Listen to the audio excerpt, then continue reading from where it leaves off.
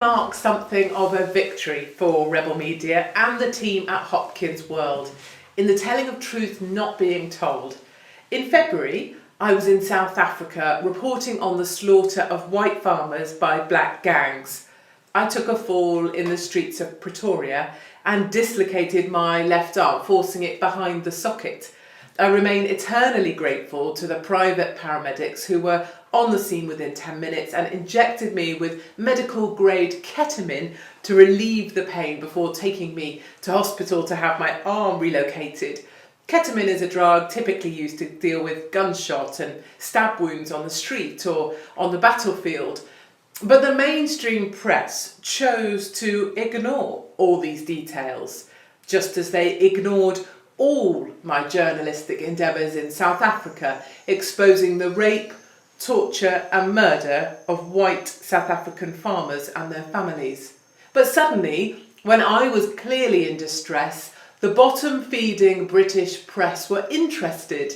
The Daily Mirror ran with this headline: Katie Hopkins detained in South Africa for taking ketamine, as did hundreds of other lazy media outlets looking for easy clicks and fast traffic to their sites, irrespective of the truth or their knowledge of my history with chronic epilepsy.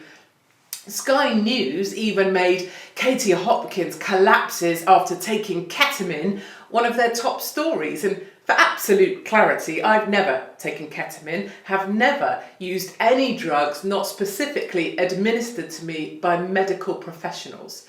The Mirror corrected their story to say I was detained for spreading racial hatred. That wasn't true either.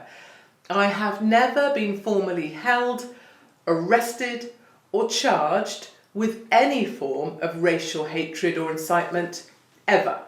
In truth, my passport was taken from me as I tried to leave the country on the orders of the ANC, who hoped to prevent me entering the country in the first place. We have documented evidence of this. My passport has been marked for spreading racial hatred here in South Africa, trying to find out and tell the story of white farmers being murdered. They don't want journalists like me with a dogged determination to get to the heart of the story, asking difficult questions and revealing the truths of the genocide of the white farmer in South Africa.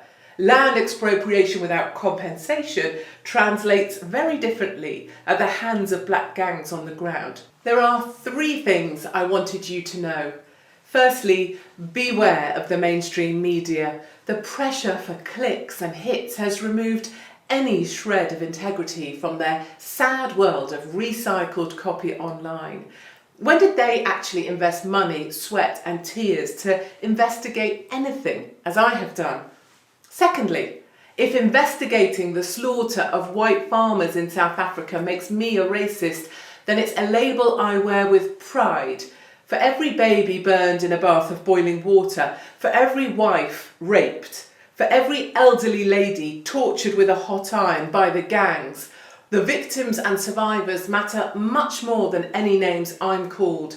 And finally, thank you to all my supporters, to those who took the time to report these false stories to the press regulator and to the Independent Press Standard Organisation for standing up for my truths. My documentary, Plasmord, The Killing Fields of South Africa, will be released in June 2018. Please sign up at hopkinsworld.com to receive your... We will make America great again.